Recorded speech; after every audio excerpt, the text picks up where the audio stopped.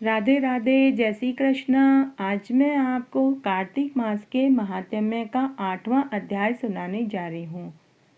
नारद जी ने कहा, हे राजन, अब मैं कार्तिक मास के इस व्रत की उद्यापन विधि बताता हूँ, ध्यान पूर्वक सुनो। व्रती को चाहिए कि कार्तिक मास में शुक्ल पक्ष की चतुर्दशी को व्रत के संपूर्ण फल की प्राप्ति के लिए तथा विष्णु की प्रसन्नता के लिए उद्यापन करे। तुलसी के ऊपर चंदोवा बनावे, बांदरवार व फूलों से सुसज्जित करे, चवर से सुशोभित मंडप बनावे, चारों दरवाजों पर मिट्टी के बने हुए पुण्यशील, सुशील, जय और विजय 4 द्वारपालों को अलग अलग बैठावे। तुलसी की जड़ों में 4 रंगों द्वारा सर्वतोभद्र चक्कर बनावे, उनके ऊपर पंचरत्न नारियल रखें, शुद्ध वस्त्र से कलश को ढके, फिर भगवान विष्णु का पूजन करें। द्वादशी को भगवान विष्णु जागे थे, त्रयोदशी को देवताओं ने उनके दर्शन किए थे, चतुर्दशी को देवताओं ने उनका पूजन किया था, इसलिए भगवान विष्णु की उद्यापन पूजा की जाती है। उस दिन संयम तथा शांत चित्त से व्रत करना चाहिए। अपने गुरु की मूर्ति बनाकर षोडशोपचार द्वारा विविध नैवेद्य आदि से भगवान का पूजन करें। विधि प्रकार के वाद्यों के साथ कीर्तन करता हुआ उस रात्रि में जागरण करें।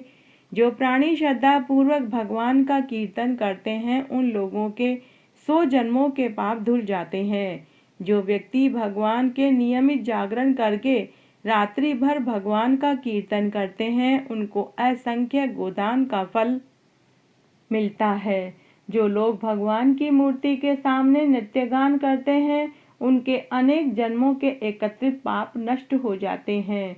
जो लोग भगवान के सम्मुख बैठकर कीर्तन करते हैं, बंसी आदि बजाकर भगवत भक्तों को प्रसन्न करते हैं और भक्ति से रात्रि भर जागरण करते हैं, उसे करोड़ों तीर्थ करने का फल मिलता है।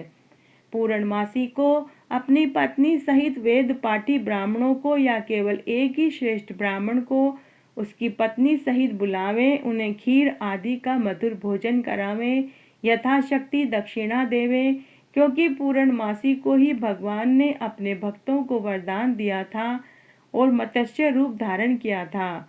अतएव उस दिन जो दान, हवन, जप आदि भगवान विष्णु के निमित्त किया जाता है, वह अक्षय फल का देने वाला होता है। इसलिए व्रती 3 या 1 ब्राह्मण को सपत्नीक सामर्थ्य अनुसार भोजन करावे। उन ब्राह्मणों को अपनी सामर्थ्य के अनुसार दक्षिणा देकर प्रणाम करें। बाद में भगवान विष्णु की पूजा करके अन्य देवताओं तथा तुलसी व कपिला गाय का पूजन करें।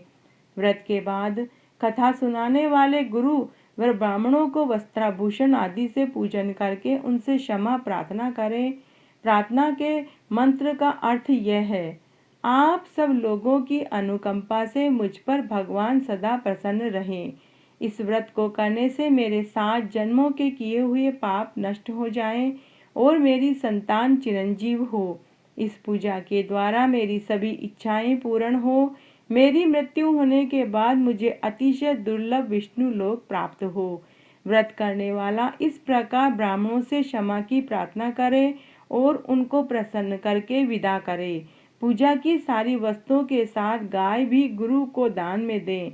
उसके पश्चात घर वालों और मित्रों के साथ सम भोजन करें। कार्तिक और माघ मास के उद्यापन के नियम इसी प्रकार बताए गए हैं।